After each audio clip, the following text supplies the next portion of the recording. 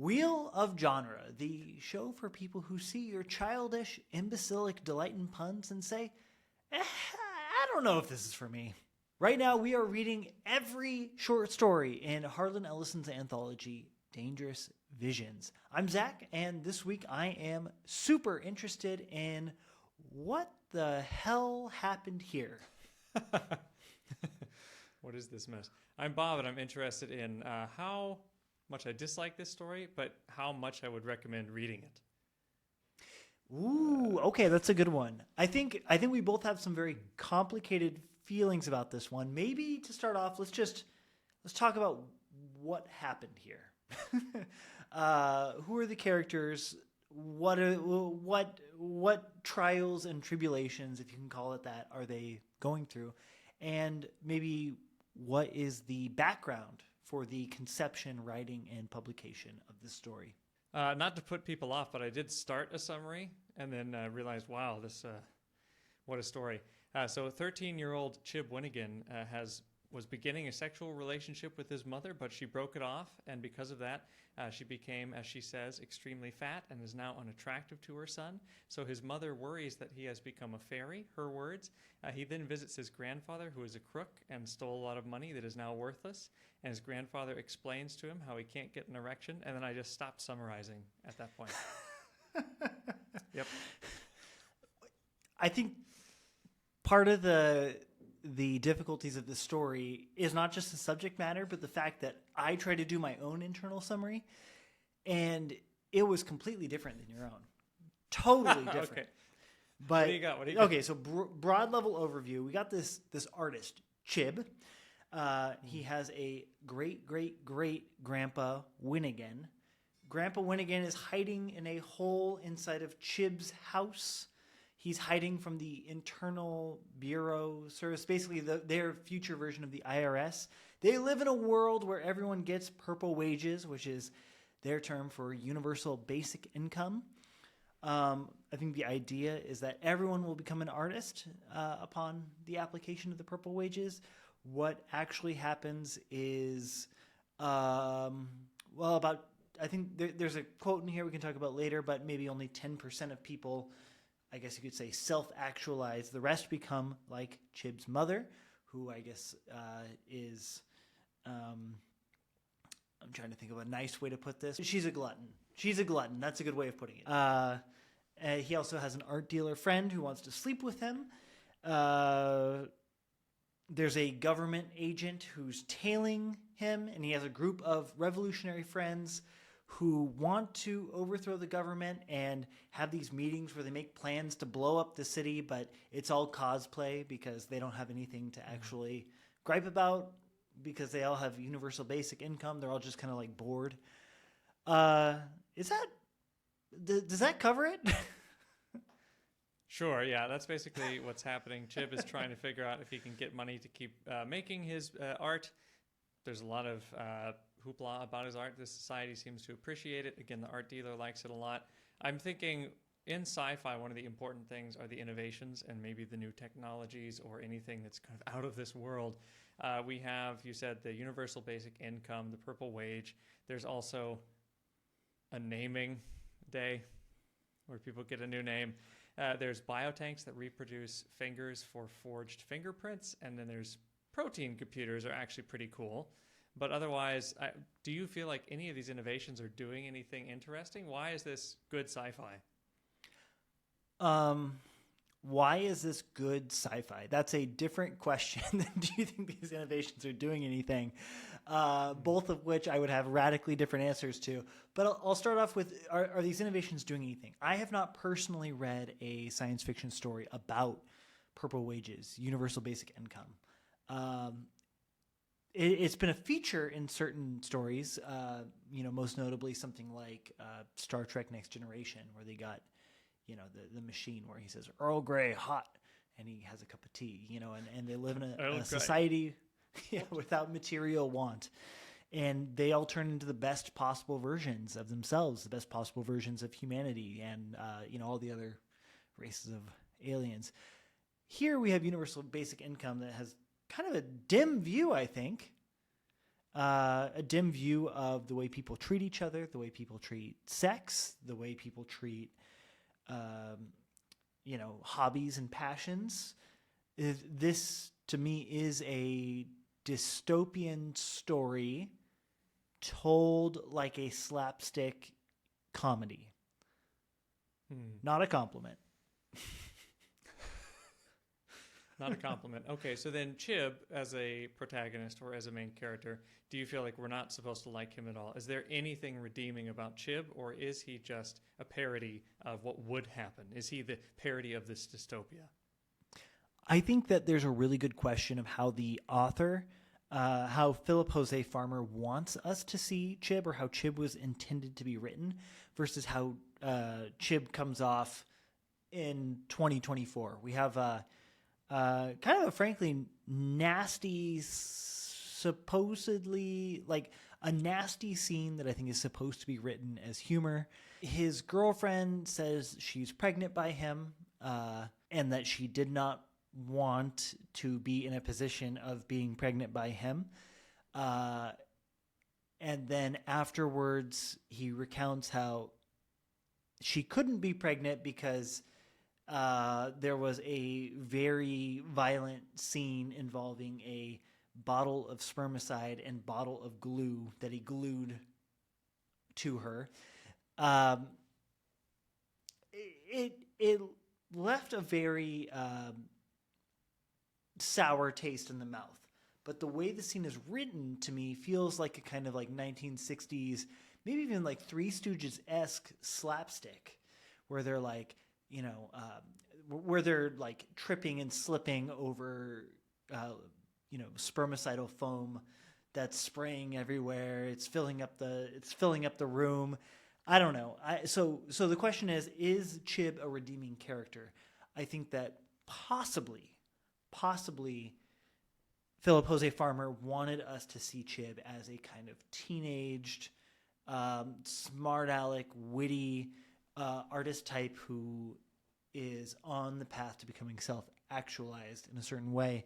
But I think that the way that I read Chib is just another one of the degenerates depicted inside of this story. He's just another one of the bunch who are another one of the bunches of grapes rotting on the vine in this decadent society.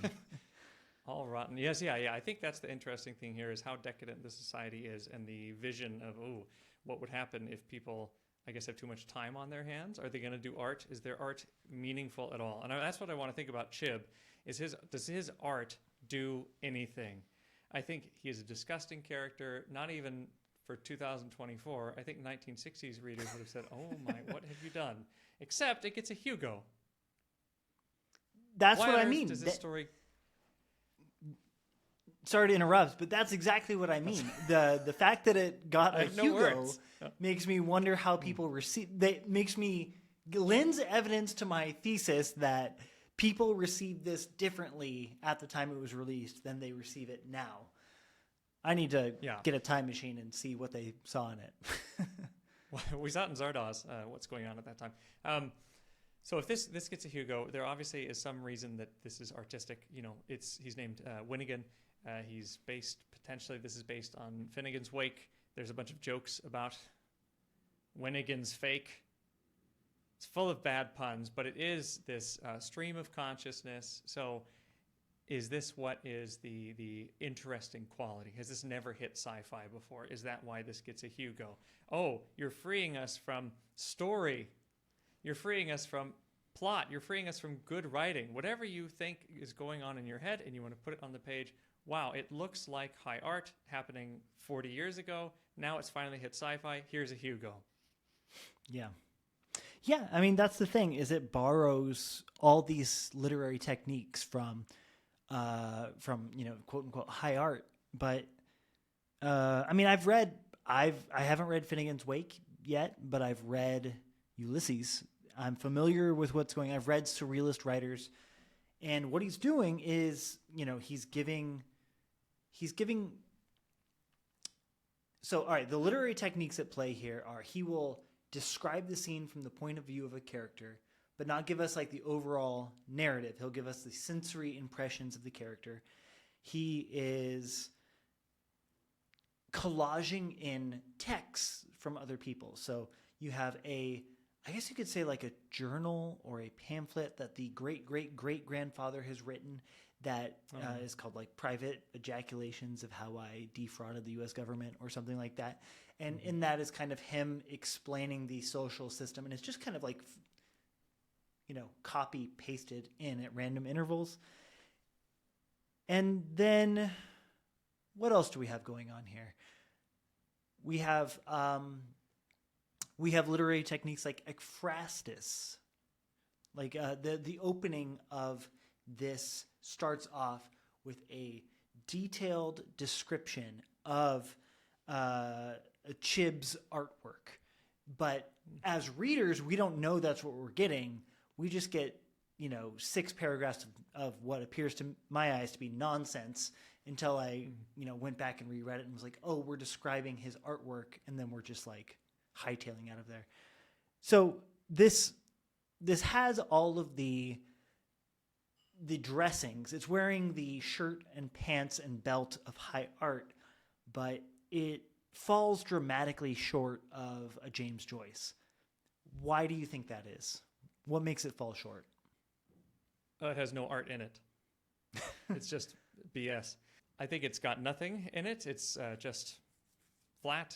There's lots of great YouTube videos on this story trying to figure out what is going on here. And I see these speakers starting to doubt themselves, thinking, am I not smart enough to get this? It's full of references. There's full of erroneous ancient Greek references. There's Moby Dick, and it's like he's never read Moby Dick before. I really doubt Farmer has ever actually read Moby Dick. It's just stuff thrown in there, just like the ejaculations of this great-great-great-great-great-grandfather.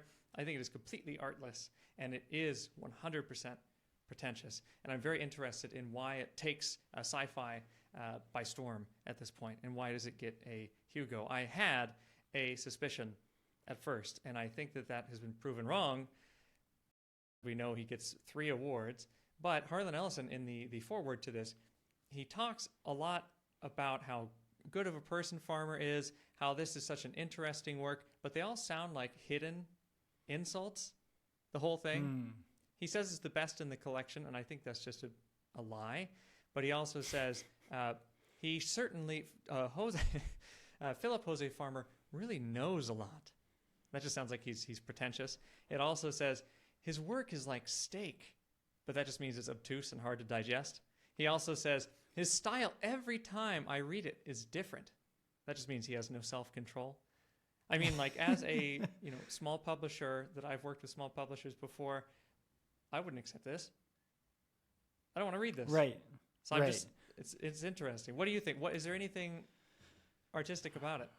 I wonder if it's potential, right? Like, because, okay, so you think about what I think Farmer is trying to position this text as being, which is something in between, like, I mean, he obviously name-checked Joyce, and he also name-checks William Burroughs, so like Naked Lunch, another text that I would really put this in the same wheelhouse, visually, in the texture of it being, but, well, I mean, I'll be real, I hated Naked Lunch when I read it, but Naked Lunch is awful. Yeah, so it... We're nice people. We're nice people. We're just angry today. There's a billion references to random things in literary history in this tale. But if you want really the quintessential example, look at the title, which is Riders of the Purple Wage. Now, Bob, you and I have read Riders of the Purple Sage for our audio podcast. Find it wherever you listen to podcasts.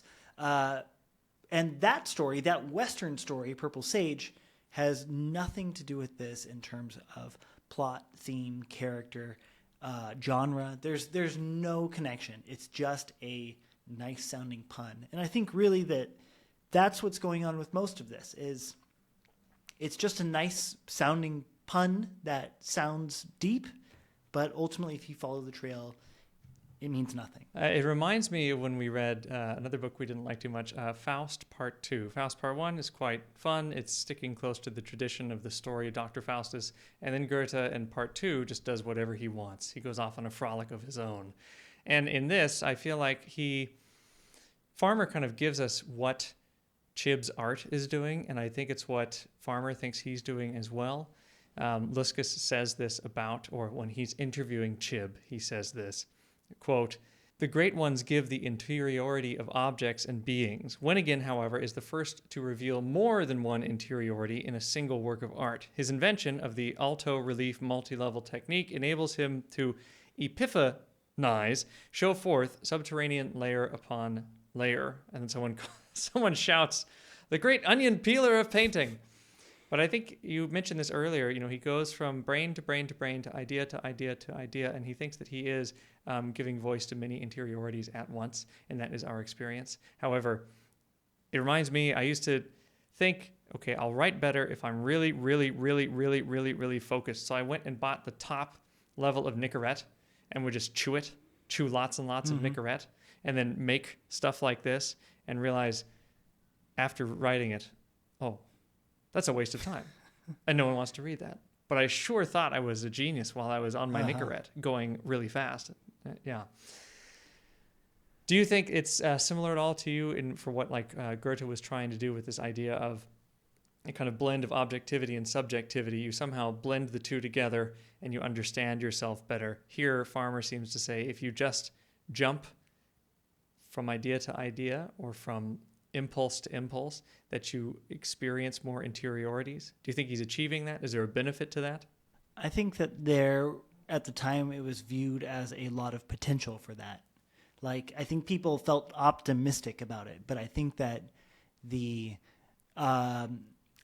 looking back now that the art has been made and we can kind of take it all in and take stock of the whole project, I think it's just like you said, when you look back upon the writing that you've made while chewing Nicorette furiously, you just say, I don't think it works. I don't think it works the way that anyone wants to. And I think that works is a very wishy-washy term, but I think that what I'm looking for is I think that it doesn't communicate. Its aesthetics do not communicate ideas and images in the way that these authors want their aesthetics to do. And it really, I think what it might boil down to is just you need a foundation of a rock solid narrative. You need story to ground this entire thing. If we'll use a food metaphor, the story is the cracker. And then on the cracker, you put on whatever the hell you want. You want to put caviar on it, you want to put on salmon, you want to put on cheese, whatever.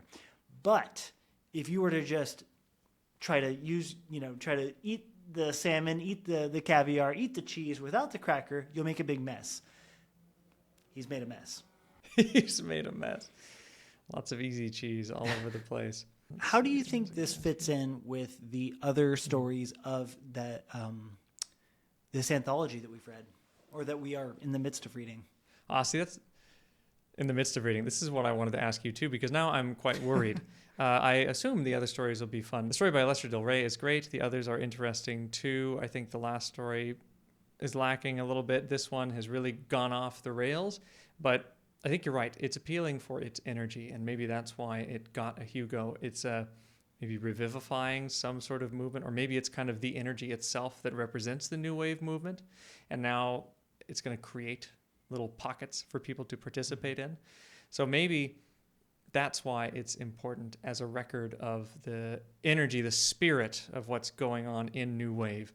But I'll be interested to see, like you said, you need kind of more of a framework. You need something that is more of a story. So will we see this kind of energy in other stories? I would potentially like to read more Farmer. Like you said, there is potential. So I wonder if these other writers who are hanging around Harlan Ellison at the time and a part of this kind of club, will there be a synthesis of this boom disaster? Will there be some kind of real piece of art that comes out of it? I can't wait until we've read 10, 15, 20 more of these stories and we can really get a full understanding of how this story fits within, the new wave of science fiction, and whether it's an outlier or whether it is really like the quintessential piece. At the time it was published, people seemed to really like it, really even love it, I guess I would say. I do think that there are authors who take what's going on here and improve upon it in ways that I like. I think Neil Stephenson works like this. This to me feels like Neil Stephenson's writing. A lot of ideas crammed into the sentence level, a kind of wacky universe that keeps you guessing,